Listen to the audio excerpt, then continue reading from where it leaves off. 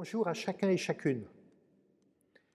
Je vous propose de méditer à partir d'un tableau fameux de Jérôme Bosch, Le portement de croix, exposé au musée des Beaux-Arts de Gand.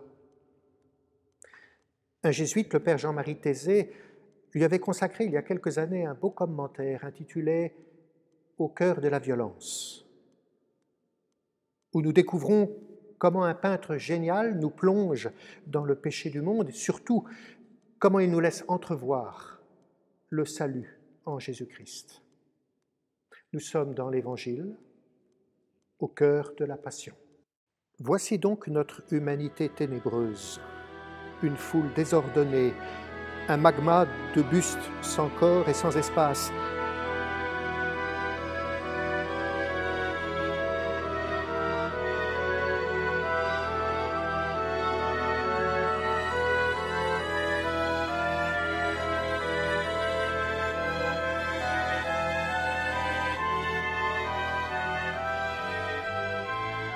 Aucune nature, aucun paysage. Y aura-t-il ici ou là quelque issue pour respirer? Nous sommes dans le chaos du péché, en mille figures de carnaval. En vérité, regardez mieux, ce n'est pas le parfait désordre. Le tableau s'organise sous le signe de la croix. Au beau milieu du chahut émerge un visage de douceur, le visage du Christ. Cette foule-là est en route vers le calvaire, nous marchons vers Pâques. La croix de Jésus sera le dernier mot de l'histoire.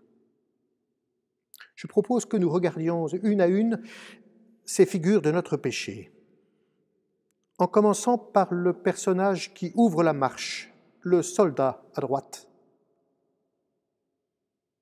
La visière de son casque pourrait lui donner un air méchant, mais elle le rend surtout idiot. Elle lui enfonce la stupidité dans le crâne. Un psaume dit cela, sa violence lui retombe sur le crâne. Cet homme-là ne se pose pas de questions, il ne voit pas, il n'entend pas. Il obéit, un point c'est tout. Nous devinons qu'il est fier et heureux. Et pourquoi pas? Il ne fait de mal à personne, il fait son devoir. L'air farouche qu'il se donne, son hébétude naïve et avinée, tout cela évoque la couardise congénitale. Probablement notre homme est-il plus bête que méchant. Derrière lui, par-delà un curieux chapeau coloré, arrive comme un trou noir une large face sensuelle et gueularde. Des yeux bouffis, la chair dilatée par la bouche ronde. Qui est cet homme dont l'animalité reflue sur le visage? Cet homme est un ventre.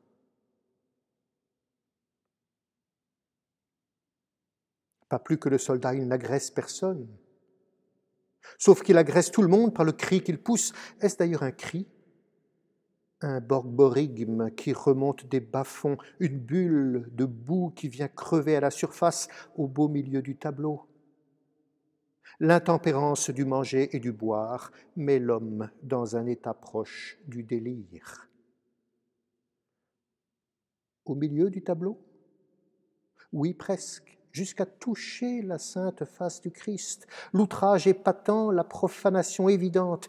Il en est beaucoup, dit saint Paul, qui se conduisent en ennemis de la croix du Christ. Leur fin sera la perdition. Ils ont pour Dieu leur ventre et mettent leur gloire dans leur honte. Descendons vers la droite. Il y a là 4 individus très excités qui forment un triangle compact. D'abord en bas, celui qui alimente la dispute. On l'imagine petit, malingre. C'est le provocateur, celui dont les seules armes sont la moquerie et le ricanement. Il a trouvé aujourd'hui une victime facile, en l'occurrence le mauvais larron. Comme dit la Bruyère, la moquerie attaque l'homme dans son dernier retranchement, elle veut le rendre ridicule à ses propres yeux. C'est une chose monstrueuse que le goût qui est en nous de railler et de mépriser les autres. Monstrueuse aussi la colère que nous éprouvons contre ceux qui nous raillent. Fin de citation. Nous y sommes. Plus inquiétant est le voisin du dessus, au chapeau bleu. Par la coiffure, le nez, les dents, le menton, par son œil exorbité, tout le projette en avant. Son affaire à lui, ça n'est pas de narguer, mais de mordre et dévorer, d'enfoncer l'adversaire et de le réduire à néant. Nous sommes là dans la violence instinctive. Les pulsions agressives excitées par l'odeur du sang, le besoin de dominer qui se réveille devant la faiblesse d'autrui. Ailleurs, le mal trouvera 1000 façons de se travestir. Ici, il s'affiche, sans complexe, dans sa véritable nature. C'est la méchanceté pure. Et qui est l'agressé qui fait front? Nous avons reconnu le mauvais larron. Il serre les dents, ravalant son insulte, tous les muscles crispés, tétanisés par la peur et la hargne, car il est condamné, impuissant. Sur ce visage, mâchoire contractée, prunelle aussi petite et noire que le trou d'un fusil, tous les signes s'accumulent de la colère rentrée. Crier, ce n'est plus possible. La colère n'a plus d'autre issue que de descendre dans le cœur, comme un poison. Et que vient faire ce quatrième homme qui surplombe la dispute, l'homme au joli chapeau?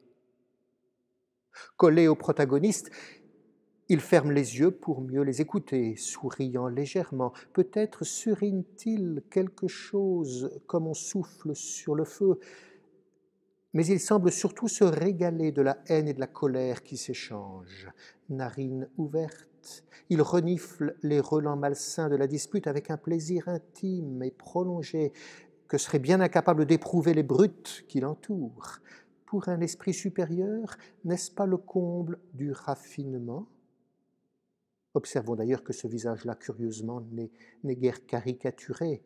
Son vice n'apparaît pas, il est tout intérieur.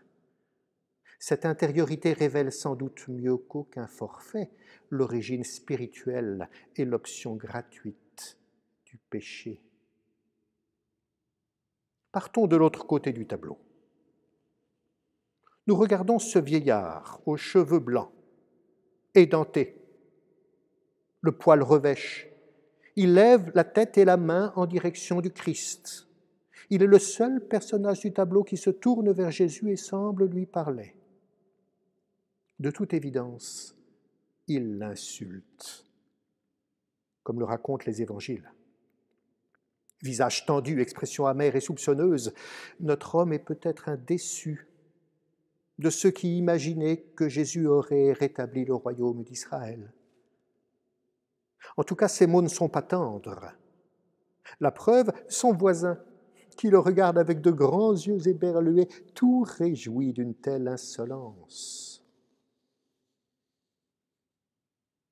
Et voici une curiosité. La tête du vieillard, elle est curieusement collée à une autre, celle d'une femme qui se détourne. On dirait une figure à deux têtes.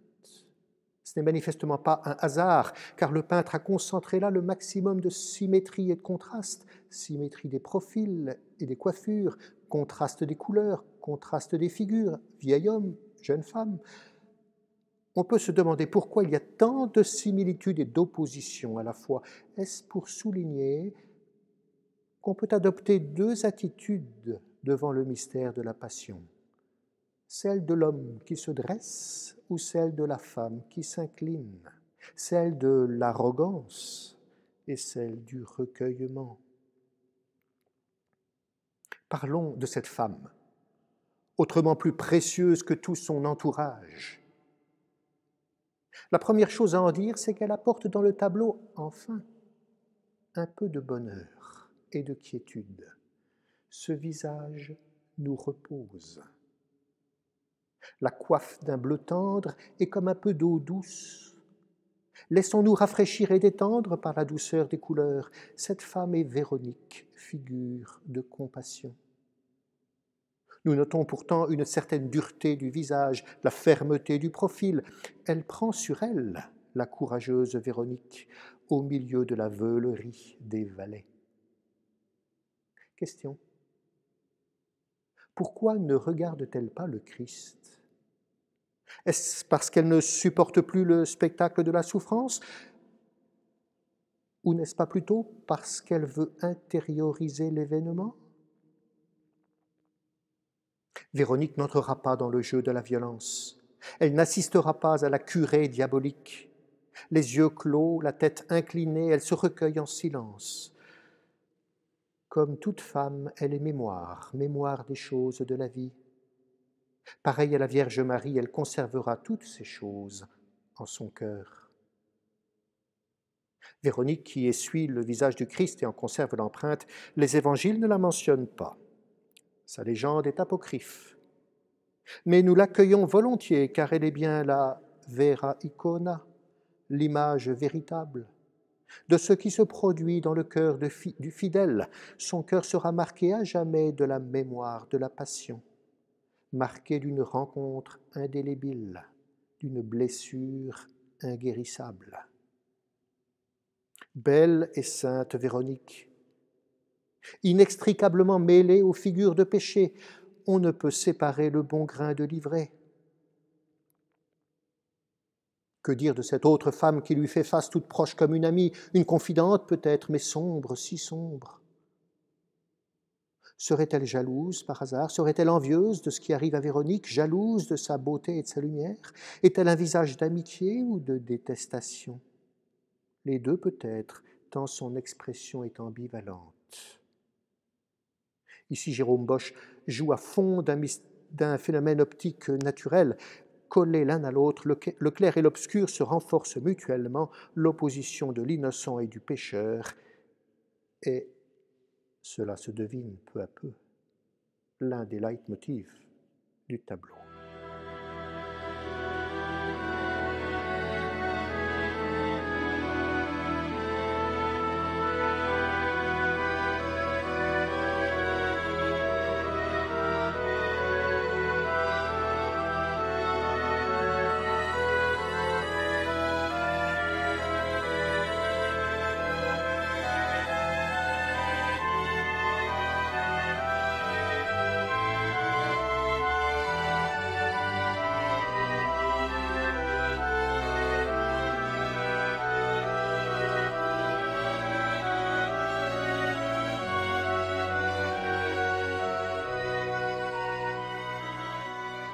Retournons un instant à une vue d'ensemble. Nous en avons fini avec le bas du tableau où les personnages sont entassés, imbriqués les uns dans les autres. Hormis le visage lumineux de Véronique, solidaire des pécheurs, nous sommes là dans les passions lourdes, primaires et viscérales. Elles se répandent dans la promiscuité. Elles se nourrissent de collusion et de complicité. Bernanos écrira quelque part « Dans la haine que les pécheurs se portent les uns aux autres, dans le mépris, ils s'unissent, ils s'embrassent, ils s'agrègent, ils se confondent. » Et un psaume disait déjà « Tous ils sont dévoyés, ensemble pervertis. » Dans la partie supérieure du tableau, l'atmosphère est tout autre. Les figures sont plus espacées, plus immobiles, aussi presque figées. Sans doute allons-nous voir là d'autres types de passions, de ces passions entretenues dans la solitude, plus hautaine et orgueilleuse. Là-haut, ce seront des clercs, des responsables et des décideurs. En haut, à droite, le deuxième larron est malmené à son tour par un grand escogriffe, un nouveau genre de rapace. Il s'agit là d'un clerc tonsuré, un ecclésiastique, un religieux portant un capuchon. Voyons son mode d'agression, l'index levé, menaçant, la main posée sur l'épaule suggère une bienveillance plus captative que rassurante. Nous sommes dans l'hypocrisie et la perversion. Peut-être le clerc parle-t-il de Dieu et de conversion, mais son zèle est devenu fanatisme. En face de lui, le bon larron, aux yeux mi-clos, presque révulsés, et au teint livide.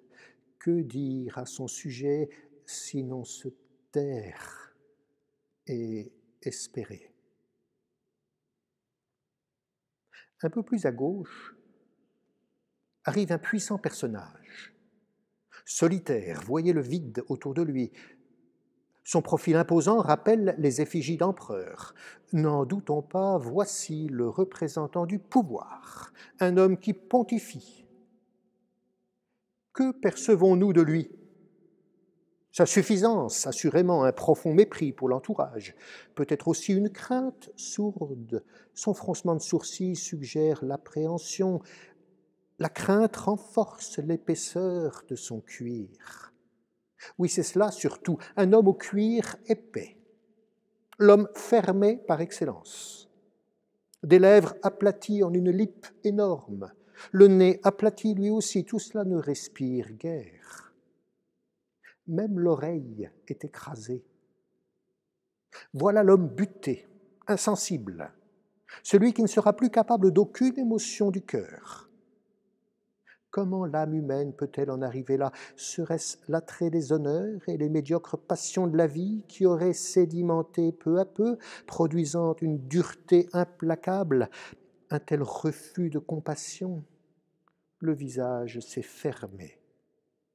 Il n'est plus qu'un masque dont l'âme est prisonnière. Mais malgré ces grands airs, on ne s'y trompe pas. Le vrai pouvoir est ailleurs. Un peu en retrait, légèrement surélevé, l'air de rien. Voilà l'éminence grise. Le véritable décideur. C'est un des personnages les moins caricaturés, non qu'il soit innocent, mais parce qu'il est le plus lucide et le plus orgueilleux. Son regard porte loin. D'en haut, il surveille tout ce qui se passe, non sans quelque inquiétude d'ailleurs, car il se mordit la lèvre et montre le front soucieux du responsable. Néanmoins, sa volonté reste indéflectible. Voyez avec quelle poigne il tient son bâton de commandement. Tiens, ce bâton, suivez-le donc, qui disparaît derrière la croix et reparaît dans l'ombre. À son extrémité, à peine visible, pendent de fines chaînes, des anneaux, une sphère de cristal. A-t-elle un sens, cette boule de cristal? Non, elle n'est manifestement rien. Rien qu'une apparence miroitante et creuse, l'emblème fallacieux des magiciens et des sorciers. Notre homme est un suppôt de Satan. Il est la puissance du mal.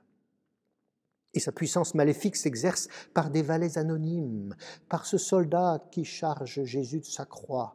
Les bras levés, la tête renversée, il semble implorer on ne sait quelle divinité barbare qui le tiendrait sous son empire. Un soldat? À vrai dire, une pure forme, admirablement modelée, un cou sanglé, une mâchoire, rien qu'une force aveugle et sans visage. Pas de doute quant au meneur de jeu, avec dans son ombre, regardez bien, son fidèle associé, le dévoué serviteur affable et complaisant. Fier d'être si près de celui qui commande, les traits lourds et veules, les yeux fermés et approbateurs, il acquiesce d'office à toutes les volontés du maître. Et plus en retrait encore, le voyez-vous, tout là-haut, une espèce d'intrus halluciné, effaré par les machinations qui se trament. Il ressemble à un autre qu'on avait vu en bas avec le même chapeau rond parsemé de points d'or. En bas, il mettait de l'huile sur le feu. Ici, il boit à la source du mal. Effaré, médusé, complice. Chacun, lit-on dans une épître de saint Jacques, est éprouvé par sa propre convoitise qui l'attire et qui le leurre. Ah, la force de séduction du mal! Sa puissance de fascination infecte la liberté humaine plus qu'elle ne s'en doute. Comme dit le philosophe Paul Ricoeur, aucun homme ne saurait être le méchant absolu, il est toujours le méchant par séduction. Nous sommes les jouets du mal, mais nous y consentons. Et voilà pour les figures de péché. Dans ce monde féroce et maléfique, nous avons relevé deux visages qui n'entraient pas dans le jeu, le doux visage de Véronique et le visage décomposé du bon larron. Il reste bien sûr le plus beau, celui du Christ. C'est à peine si quelques rayons dorés signalent sa divinité qui se cache sous l'apparence d'un homme doux et triste, faible et désarmé au milieu de toutes ces bêtes oppressantes, perdu dans cette cohue de masques. Des fauves nombreux me cernent, des taureaux de Basan m'encerclent, des lions qui déchirent et rugissent ouvrent leur gueule contre moi. Des hommes s'acharnent contre moi tout le jour, ils me combattent, ils me harcèlent, ils s'acharnent, ils me guettent tout le jour.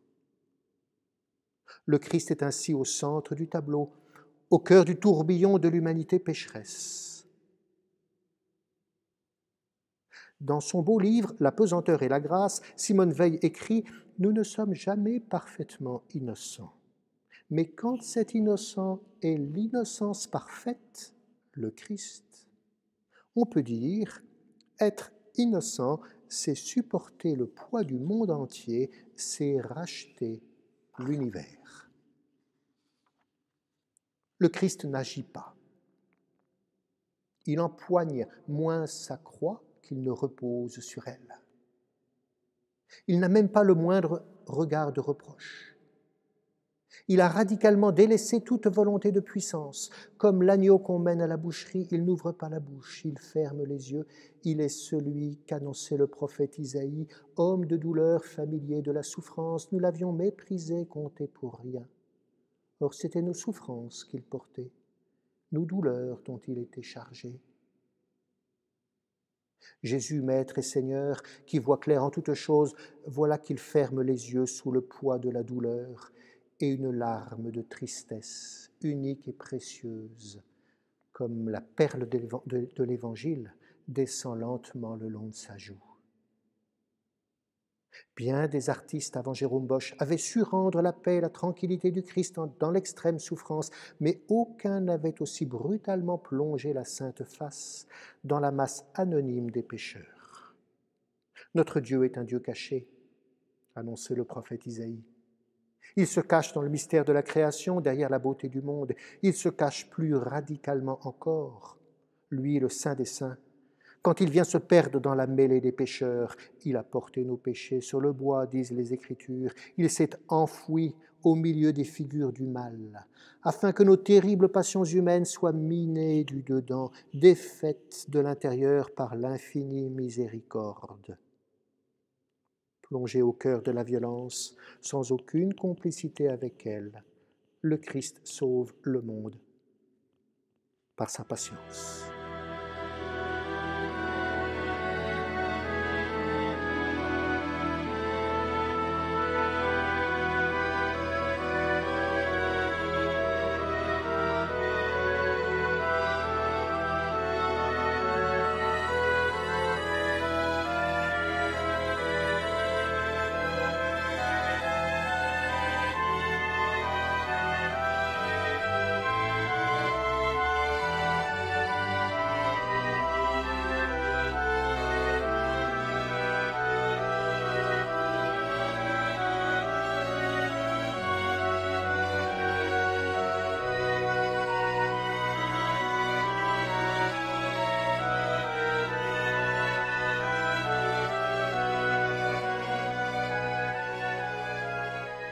Ainsi s'achève la galerie de portraits.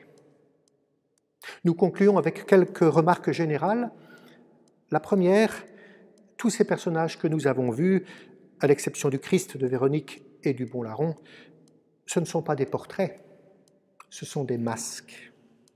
Derrière ces traits, il n'y a pas d'âme. Quand un sourire de tendresse affleure sur un visage, on peut dire que l'âme transparaît dans la chair. Or ici, l'âme en perdition a déserté le visage. Il n'est plus que rictus, tic, froncement, crispation, autant de symptômes du mal. Sous les masques, la vérité de la personne s'absente. À en croire saint Paul, notre vérité humaine est de vivre, je cite, à visage découvert, c'est-à-dire sans masque, réfléchissant comme en un miroir la gloire du Seigneur.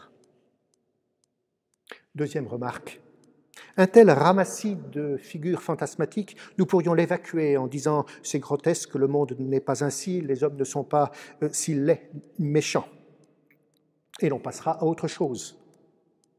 Or, précisément, il est possible que ces images refusent de s'en aller, car nous les avons reconnues. Ces images, elles sont en nous.